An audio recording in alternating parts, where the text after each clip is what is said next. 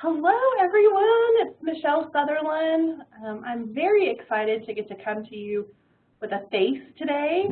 Our very amazing Gary Hurst, who does all of our WebExing, but we're doing the webinars, has used me as a guinea pig today to see if we can do a live presentation with a video camera. So I'm excited. It's the first time, so there might be some kinks, but if there are, then we'll figure it out along the way. I will tell you there's some severe weather moving here. So if for some reason we get knocked offline, we'll come right back as soon as we can. But we're going to come to you live today. So really happy you're here. Go ahead and sign in. If you haven't done that yet, you can look in your chat box and see where to sign in. And we will answer your questions at the end. I do not have the chat box where I can see it today, so we'll answer your questions today at the end of the presentation. Well, you are here today for Engaging Parents in Prevention. It is a webinar and a topic that I'm really passionate about. I really believe we have to engage our parents in all things in education, but especially in prevention.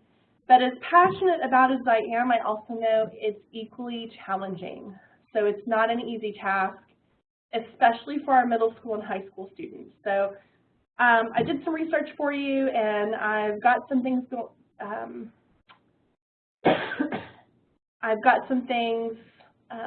in my presentation that I think you'll enjoy. If your firewall is not letting you go and sign in, then you can actually go to do it on your phone or at a computer at home, or send me an email and let me know so I can get you your information. So, okay, here we go. So what we're going to talk about today in this presentation is why is engaging parents in prevention important? Who is responsible? What does it really look like, and how do you do it? Some basic 4 elements of how to engage parents in prevention. So why is it important? So I looked at a lot of different studies and a lot of research, and the way I can break it down for you is there are a lot of positive effects when parents are engaged in types of prevention. And studies also show that the more vulnerable or susceptible your child is to something, the more likely the parent is to be engaged based on the severity of the susceptibility. So that might be if your child is maybe especially susceptible to drug use or alcohol use or suicide or self-injury. The more severe the issue, the more likely the parents are to be involved. So that is something that is what studies show. We also know that parents from high-risk populations are more difficult to engage in prevention. There could be a lot of reasons for this. Some of it might have to do with the resources available to the parents and what they're familiar with.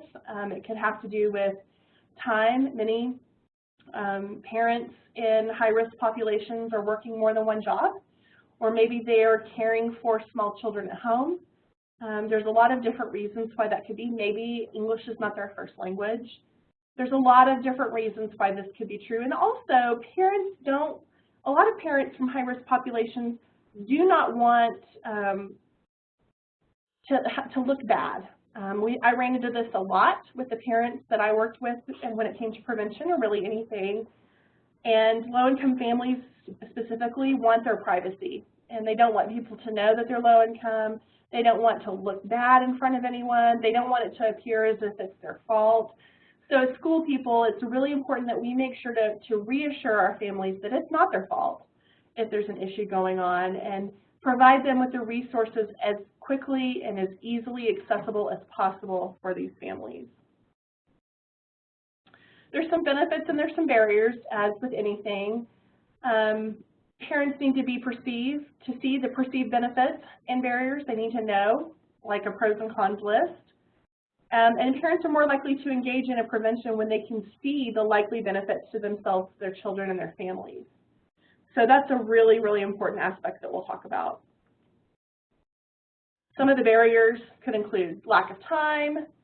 Childcare is a big one. Another major one is transportation, and sometimes even scheduling conflicts. I know when holding an event in the evenings, as a school person, we would hold things for parents a lot. it was always a battle. There's always something else. Really, the only night that schools aren't allowed to schedule things are on Wednesdays, and Wednesday's church night.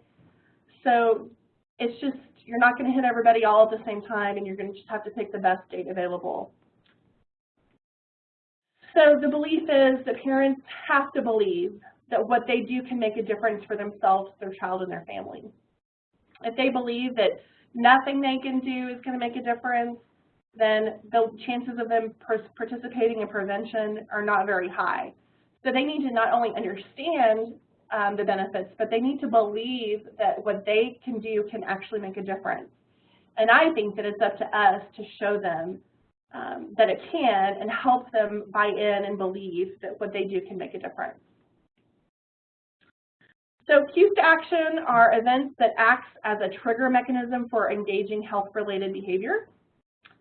So they're thought to influence perceived threats as determined by the interactions of susceptibility and severity of risk. That's a lot of words. But basically, a cue to action might be your child gets suspended for fighting, or they get suspended for drug use or alcohol use, or maybe they have a call from a counselor, from one of you, concerned about their mental health. That would be a trigger or a cue to action.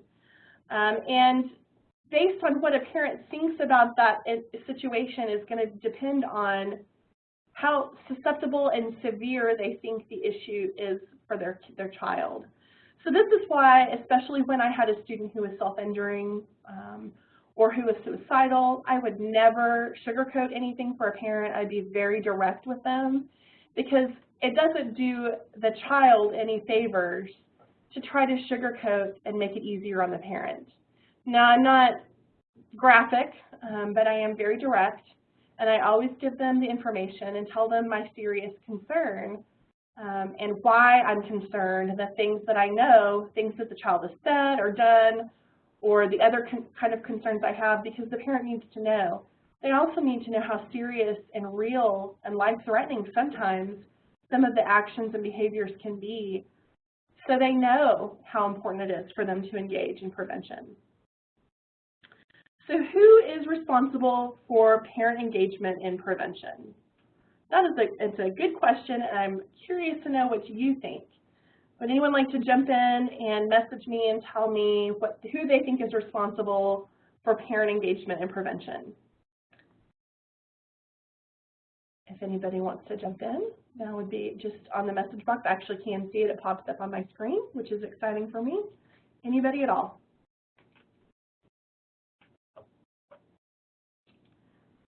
Okay. Well, I will tell you. We all have some responsibilities. All of us have some responsibility. You know, a parent has some responsibility. They have to be responsible by preventing risky behaviors, health risks, and other detrimental consequences for their child. Here's a great example of this as a mom. I have a 12-year-old son who's pretty fearless. Okay, he's totally fearless, and he gives me heart failure on a regular basis. And we recently moved to a one-story house, and he loves to jump on the trampoline. And he really, really wants to jump off the roof onto the trampoline. Oh, Mom, I'm so good at this. Nothing will happen. Everything will go fine. And so it's my job. He's just like begging me, like, you don't understand persistent until you've met my son.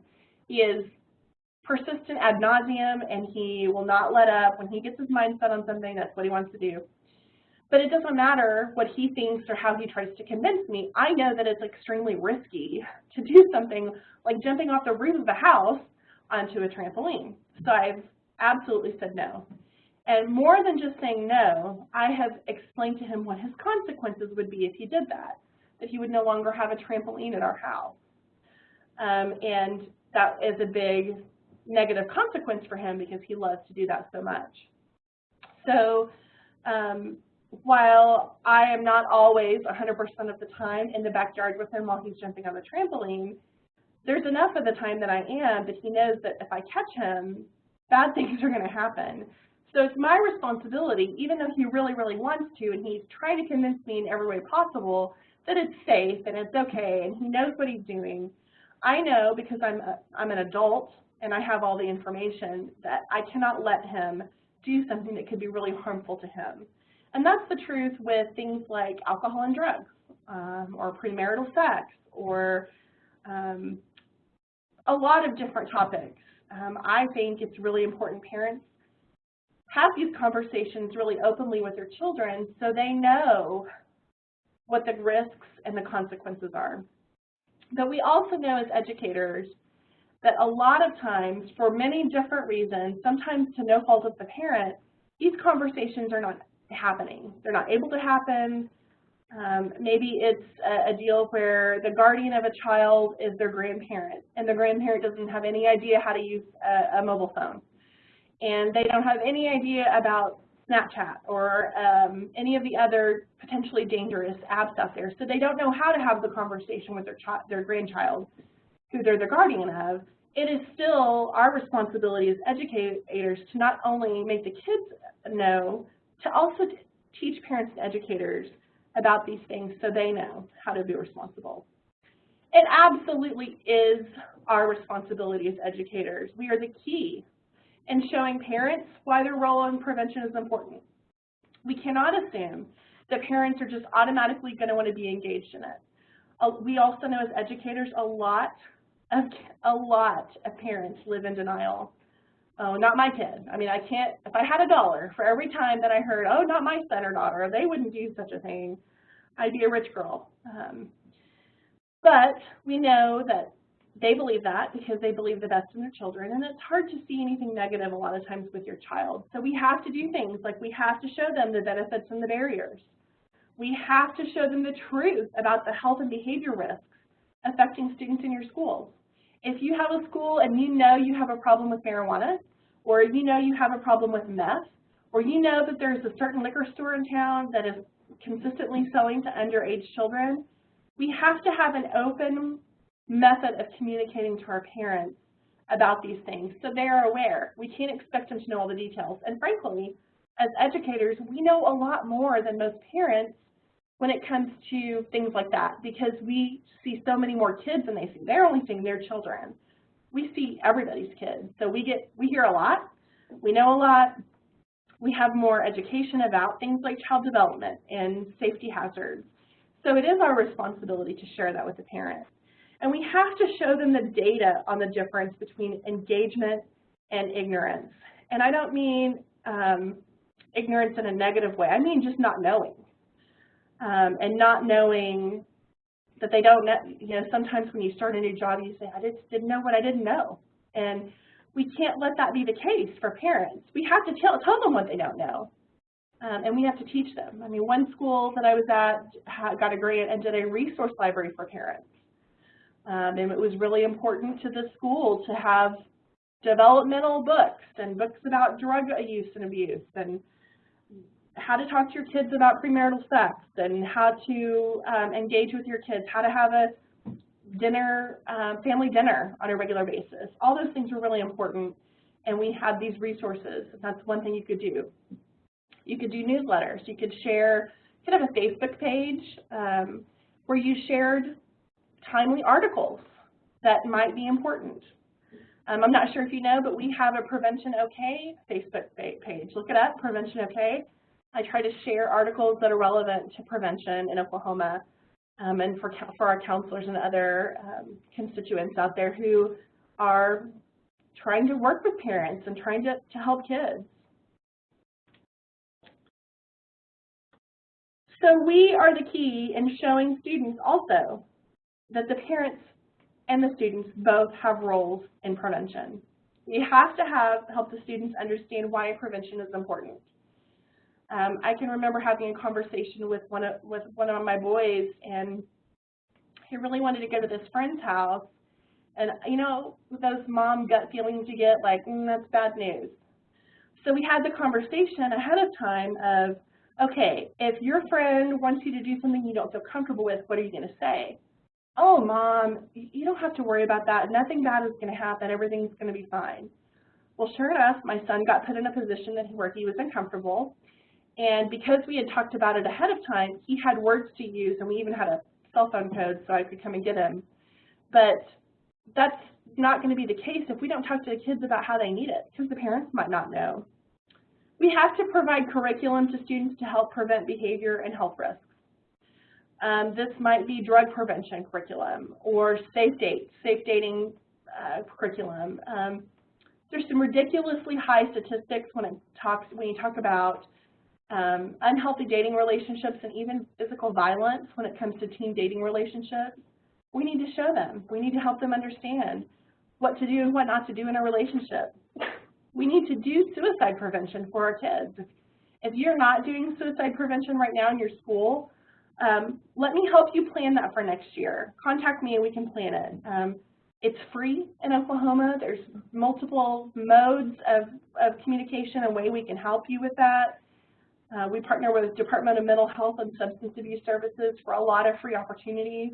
There's also free alcohol prevention training, alcohol.edu, and it's a free program through the Department of Mental Health. There's all kinds of ways that we can help with that. But I think one of the most important things we can do is create a safe space for a student and then talk about the issues with the students.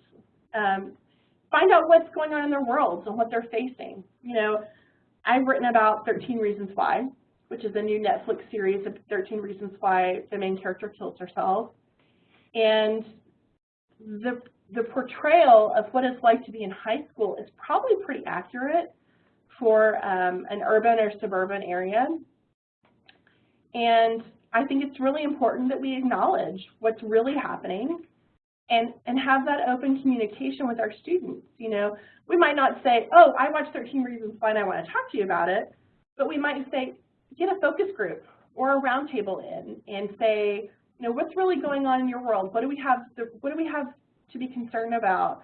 What do you need more information on? And if you get a group of kids who can trust you, then they'll tell you. And it's just definitely a two-way street. So I used to be a journalist before I was a counselor, and one thing I would teach in my journalism classes to my college sophomores was the difference between show and tell. You can tell someone that something is super exciting, or you can show them the information and let them decide for themselves if it's exciting or not. So instead of just telling parents that prevention works, which would be the tell, we have to do things like show them the data, provide real-life scenarios and testimonies, and be honest all the time with our parents about what's going on and show them why prevention is important instead of just telling them. It cannot be just one form of communication, and it cannot be one time. It has to be reinforced. Maybe if you do a newsletter, you have a counselor's corner and you address a risky behavior or a concern in each of your counselor corners newsletters or in your letters that you do. But whatever you do, you're showing them on a regular basis instead of just telling them that it's important. So what is the student's responsibility in all of this? What is the student's responsibility in prevention? And this might be a little bit controversial, but I'm just going to be really firm and honest about what I think. A student's responsibility is to be a kid.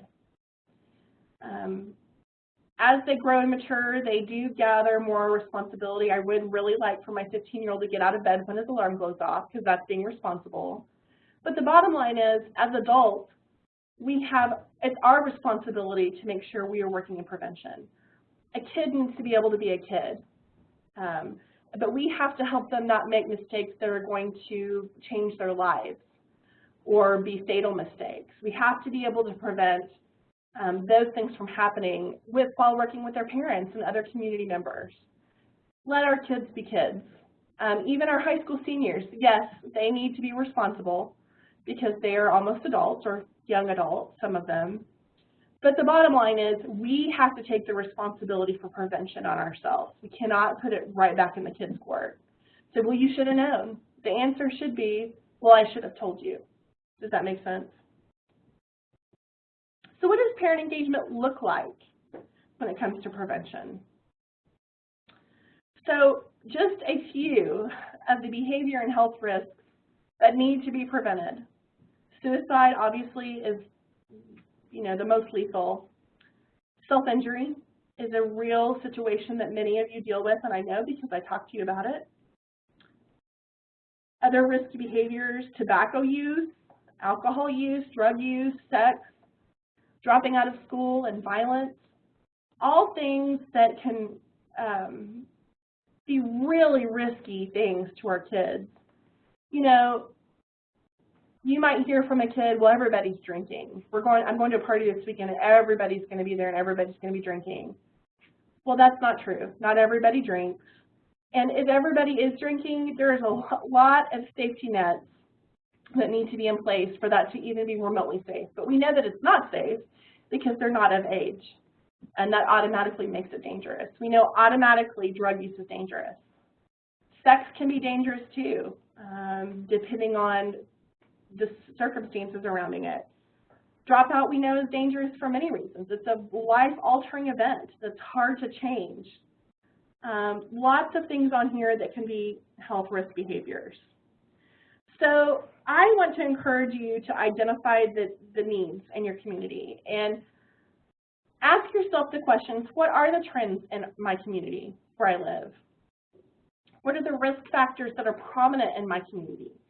And the bottom line is you need to look at data. And I'm going to be honest with you, and as a beginning counselor, I fought that. I fought using data to tell me information that I thought I already knew.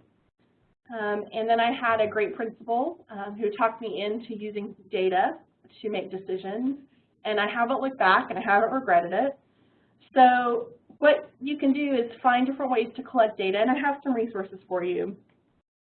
It's really important, and actually in ESSA, all schools are going to be required to do school climate and culture surveys. And so I have some resources for you on the web, but we have to know what's happening in our schools. We have to know.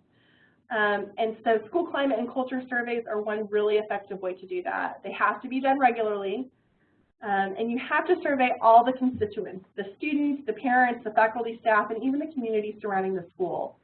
But more than doing the survey, you have to take the data from the survey and look at it and make decisions for your school. You can't just use the survey and say, hey, we did it, and we're in compliance.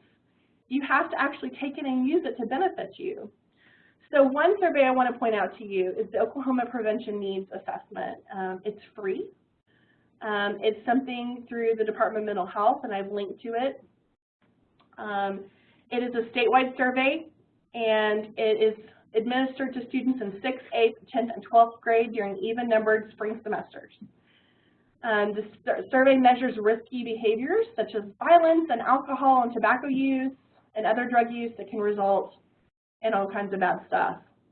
It also looks at youth and protective factors and what are the attitudes and behaviors and opinions of the students. And, you know, the results can be utilized and should be utilized in the planning of important prevention and intervention programs within schools and communities.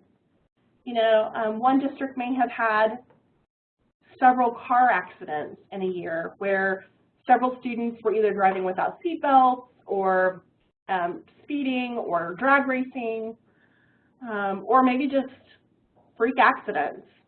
Maybe you need a seatbelt. Seatbelt saves lives prevention, or maybe you need a driving safety class that all the students go through. And then you take the survey results and really put them to good use. And so I want to show you kind of what this looks like.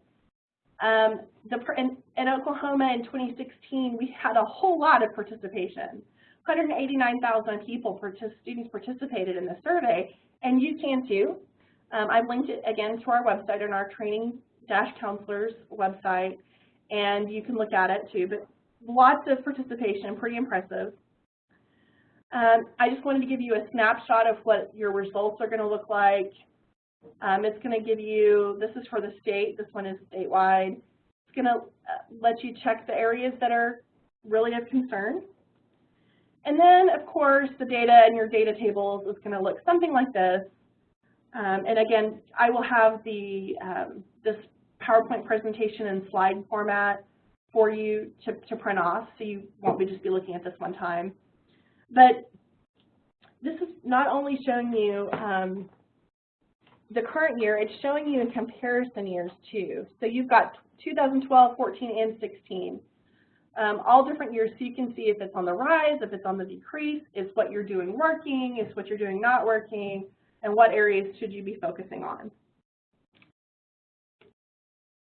Another area,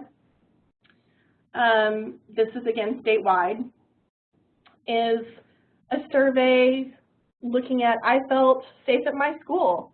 Yes, it looks like 80% of kids in 12 said it, 82 in 14, and 84 in 16. That's great in 6th grade. You can see the numbers start to drop as they get a little bit older before rebounding by 12th grade. So there's really good information. You can tag things onto the survey. You can add an additional survey like what areas in my school are not safe? What areas in my school are drug deals going down? How many kids do you think are bringing a weapon to school? You could use whatever information, ask whatever questions you wanted in the survey to add on. Again, I know this is, I put this in here for you, so whenever I print it off, you print off the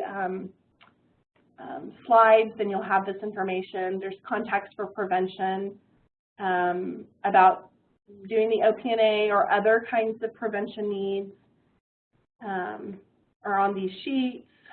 You probably will see one in your area, but I think it's important that if you don't know this person, that's your prevention coordinator, that you contact them and you meet them and you find out who they are and how they can serve your school, because it's their job to work with people to serve their schools. And so please take advantage of that. We have some state and national contacts for prevention on here as well. That number that you're seeing for the State Department of Education rings on my desk. So that's there. We have other phone numbers and websites that you can use to help you in your prevention needs. You also can request the OPNA, the Oklahoma Prevention Needs Assessment that I've been discussing. There is this little form you can fill out and request more information. And so I encourage you to, after this presentation today, to do that, to go request at least more information about it so you can maybe present it to your principal or superintendent and let them know why it might benefit them. So analyzing the data. Data is more than a number. It is going to tell a story. And you have to identify things with more than just a number. It has to be a face and a name. When we were looking at at-risk students at the middle school where I would work, we did a thing where we started the year and put everybody who was at risk, their picture up on the wall. And as the year went by, we would take their picture down. And so there's a huge comparison from the beginning of the year who started at risk and then the kids who were not at risk at the end of the year. And it's tangible that way. You can actually see it working. And if a kid becomes at risk during the year, you put them up. So you're tracking their needs. You're putting interventions in place, and you're asking other people for help when you analyze the data. So if you know that there's something that's out of your wheelhouse, get help. Call a community member or another school, or call me and see if I can help. It's really important, too, that you identify community resources. Every community is unique, so I can't tell you, oh, everybody call your United Way. If you have a United Way, great, call it. You might have a United Way that's not great, so that you might know that might not work, but you might have a great Salvation Army. Whatever your needs are, be sure to work on identifying those resources this year. Maybe before you leave for the summer or right when you get back. Work with your local Chamber of Commerce. We just did a session last week on community collaboration that you can find online, and work with that Chamber of Commerce to see if they can help you meet those needs. Maybe a need is clothes, that you don't have access to solid clothes or shoes or something, or food. Maybe you start a food pantry. Whatever it is, work with those Chamber of Commerce and your local nonprofits to help meet those needs. Create a resource book.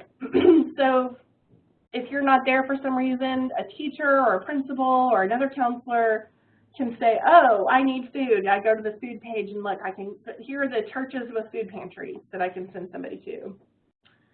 And ask for help. Don't be afraid. I think people are afraid to ask for help because it makes them look bad, but really it makes you look bad when you don't ask for help. Asking for help doesn't mean you're weak, it means you're brave. So be brave and ask other people for help. So the big question on all of your minds, how do I engage parents in prevention? What is the trick? Well, I think it's to give parents opportunities. Give regular communication with parents. Give them opportunities to be in your building. Just ask them to participate. You know, words matter, and if you build it, they will come. So regular communication, I love that my son's middle school does a weekly email. They use a website called S'more to do it, and they send a weekly newsletter. Other schools just send a weekly email with all the information they need. But it does a couple of things. Not only does it put information out that parents need, it also opens the way for two-way communication between parents and administrators and teachers and counselors. Sending letters is not bad, and holding meetings or roundtables. This is beyond PTA. If you have something that you want to talk to parents about or you want their input on, ask to have a roundtable or a forum. And want their input more. Sometimes we get carried away with schools thinking, oh, we just know what's best, but maybe we're missing something really obvious that we hadn't thought about. The more heads are always better than one. Opportunities to be in the building are really important, and the older kids are, the harder this becomes. You know, there's a lot of things that elementaries can offer for parents to be in the buildings. Coffee room volunteer, office volunteer, homeroom moms, things, and dads. Watchdogs for dads for sure. But as they get older, you have to kind of create opportunities because kids become more independent and don't want their parents in the building as much. But I'm here to tell you that it's almost more important that parents get involved at that point than it is any other time. So the older they get, the more important it is to be involved. Hold parent nights. Maybe you have them once a quarter, and you offer a class or a topic, a speaker. Help promote your PTA. Customer service. I just cannot emphasize this enough.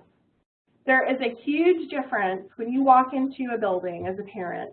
I've done this, so I know. And you're greeted warmly, as opposed to you walk in the building as a parent and you're greeted like they're too busy to deal with you. So it's really important that we train the people who are seeing this, like the frontline staff, and make sure they know how important customer service is. And really the customer's always right. At least let the principal be the bad guy. Sorry, principals, if you're out there watching, but let the principals be the bad guy.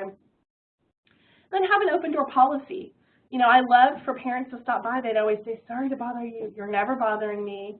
I always want to see you. I always want to talk to you about your students, your child, your concerns, your questions. It was always really important to me that they knew that they could come in my office. It was for them too. I cannot tell you how many conversations I'd have with moms and dads of 6th grade boys who would say, there's something wrong with my child. He's doing his homework, but he's not turning it in. I think maybe he has a brain tumor or something. And really, I'd explain to them, oh, no, it's just frontal lobe development. And it's very normal. And it was a relief to hear that it was normal. But you have to have those conversations with people. Ask the parents what's important to them. Parent surveys, like we talked about. Focus groups, roundtable discussions. Get to know your parents. It's so important. We did a cool thing where I'm from where our counselors looped with the kids in middle school. So when I started with the 6th grade group, I'd stay with them until they were finished with 8th grade, and then I'd start over again. That was a great, not just because of the kids, but I got to know the families as well. And to this day, even though I'm not in a school, I have relationships with so many of those parents where they know if they have a question, they can call me or send me a Facebook message. I've had parents Facebook message me, call me, text me, reach out to me in some way. So get to know your parents, know what they're about. know what they're good at. Maybe you have a prevention specialist for a parent in some area, or maybe they have a passion about something, or maybe they're really qualified in some area, and it would be foolish not to use their skills and their services. So get to know your parents. You know, words matter, and this is the best example I can give you of this. If you hold a suicide prevention night, you're going to have really low attendance because nobody believes that their child will kill themselves. You have to build that suicide prevention, because we know it's important, into something else, and you have to be careful what you call it. How to ensure the safety of your child. Every parent wants their kid to be safe. Developing healthy choices in a teenage brain. Something catchy. Why teenage impulsiveness is dangerous. You could still have the exact same subject matter, but not call it suicide prevention. I know whenever I've had suicide prevention nights that have been straight up suicide prevention nights, I've had 1 or 2 parents or no parents come. So you have to build it in a way where they're going to pique their interest and they're actually going to come and participate in whatever it is. You've got to get them there first. And if you build it, they will come. I really wanted to show you a video of the scene from the Field of Dreams where he's getting whispered, if you build it, they will come. But we can't do video on this format. So yes, it has to be built, but it has to be built well. It cannot be sloppily put together. It has to be strong and well. When you build something, whether it's a parent university, a speaker, whatever it is, entice people to attend with other things. I've heard some success of doing family pictures at like a parent university. Always have food, especially in your low-income neighborhoods. This will really get people to come out. Door prizes, you have communities who are going to love to give you things. Other kinds of free giveaways, magnets, pens, notepads, whatever. Look at the school calendar and plan ahead. So do not schedule a parent university or a parent night on the same night as your football team plays for a lot of different reasons. But scheduled on a night when there aren't other things scheduled. And if you plan ahead far enough, you can have other people schedule around you, which would be pretty cool. I did something at the middle school called Parent Connection Day. We partnered with the United Way of Norman and the Norman Chamber of Commerce. And we hosted this huge event. We tried different formats. We started having it on an evening, which was pretty well attended the first year. And the second year, we doubled it. And then the third year, we opened it up to the district, and we did it on a Saturday. And it was really successful. We brought in 30 speakers from all across the state on different topics. We had a fair, like an information fair, and we had parents come who had questions, who wanted to learn more. Some of the sessions were academic, some were social emotional, and some were career, kind of the 3 Ask It standards. And so thinking outside the box and doing something that you think would work in your community would be really great. I've heard of a school doing a health fair where more than just flu shots, they have booths on suicide prevention and self-injury and things like that, where parents can come and get information in a less conspicuous way. Create a planning committee. Have parents on that committee, have students on that committee, have other faculty and staff members there. Meet on a regular basis. Maybe it's monthly, maybe it's quarterly. But to do this, to create something, you have to create buy-in and help other people see why it's important. And when you do that, you're going to have a really active working community, if that makes sense. So when you're thinking about engaging parents, there's no magic bullet. There's no magic formula. I wish there were, because if I knew it, I would tell you and I'd be a very rich lady, but I'm not. So really, it's just going to take you to roll up your sleeves and put in some elbow grease to get parents included and involved. So if you haven't signed in yet, now is the time, and I can send you your CEU and your professional development certificate and a survey. So does anyone have any questions for me? You can ask them now in the chat box, and they'll pop up on my window, and I'll be able to answer your questions. And if you have any feedback on the camera in this presentation, send it to me also. If it's distracting or if it's good, I'm curious to know what you think about it, to see if it worked for you. I think you should have been able to move your screen around in your window. I was able to move mine around. So, any comments, concerns, questions, anything at all? It's better to see me. Okay, good. I'm glad you liked it. You like the camera idea? It's good to see in person. You like the camera? Oh, good feedback. Our webinar friend will be happy to hear that. I think I like it too. I like to be able for you to see me as well. It's good to see all of you also. I told Gary, who's in charge of the webinars, I said, man, if I would have known that I was doing it on camera today, I would have straightened my hair for you. But it's curly, so. Well, you guys, today might be your last day of school, or it's coming up really soon in the next couple of weeks, even though. I hope you have a great summer. I hope you come to Engage OK, because we're going to have some real counselor-specific seminars and sessions for you. Please come. Please attend. Shelly and I will both be there, and we'd love to see you there and meet you in person. And then check back this summer on our website, and we're going to roll out what next year is going to look like. We'll have more webinars. And you always can request us to come do a presentation in person. We do that for a lot of school districts. So we really hope that you do that. So appreciate you for tuning in, especially if you've tuned in more than once. If you're a frequent flyer with me, thank you. And cheers for the CEUs, always appreciated. I'm so happy that we were able to do that for you guys. All right, don't forget to sign in so I can send you your information, okay? You guys have a great rest of your school year. We're so close, just hang in there, you can do it.